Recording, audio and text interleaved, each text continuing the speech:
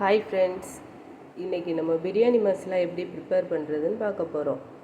இது biryani, non veg gravy and எல்லா கிரேவிஸ்லேயும் நம்ம ஆட் பண்ணி செய்யும்போது ரொம்ப டேஸ்ட்டாக இருக்கும். ஸோ இப்போ பிரியாணி மசாலா செய்கிறதுக்கு தேவையான பொருட்கள் எல்லாம் எடுத்து வச்சுருக்கோம். பார்க்கலாம். 2 டேபிள் ஸ்பூன் மல்லி, 2 டேபிள் ஸ்பூன் மிளகு, 2 டேபிள் ஸ்பூன் சோம்பு, 1 டேபிள் ஸ்பூன் ஜீரகம், 1 டேபிள் ஸ்பூன் கிராம்பு, 25 போல் ஏலக்காய், 4 பிரியாணி இலை, 10 போல் அன்னாச்சி பூ, 2 பெரிய சுருள் பட்டை. பட்டையும் சோம்பும் நம்ம எக்ஸ்ட்ரா கூட சேர்த்துக்கலாம். அப்படி சேர்த்தா ரொம்ப ஸ்மெல்லாக ஹெவி டேஸ்டியாக இருக்கும். இப்போ நம்ம ஸ்டவ் ஆன் பண்ணி ஒரு கடாய் வச்சு இது எல்லாத்தையும் போட்டு வறுத்துக்கலாம்.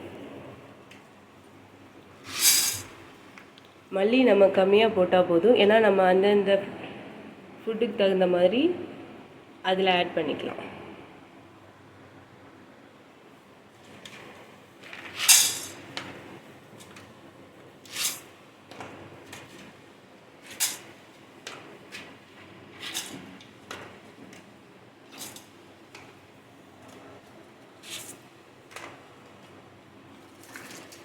கொஞ்சம் சூடாகிற வரைக்கும் நம்ம வறுத்தா போதும்.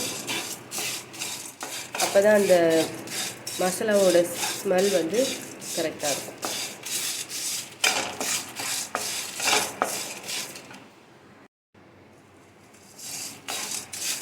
இப்போ ஸ்மெல் வர ஆரம்பிச்சிச்சு.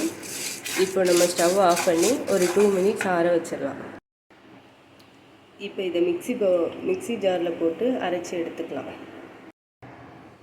இந்த மாதிரி நல்ல ஃபைன் பவுடராக அரைச்சி எடுத்துக்கலாம்.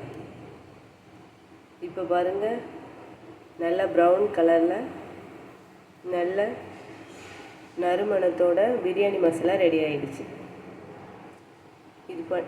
இது சேர்த்து நம்ம பிரியாணி செய்யும்போது பிரியாணி ரொம்ப ஸ்மெல்லாக வாய் வீட்டெல்லாம் செய்கிற மாதிரி பிரியாணி நம்ம ப்ரிப்பேர் பண்ணலாம். நீங்களும் இந்த பிரியாணி மசாலா வீட்டில் ட்ரை பண்ணி பாருங்கள்.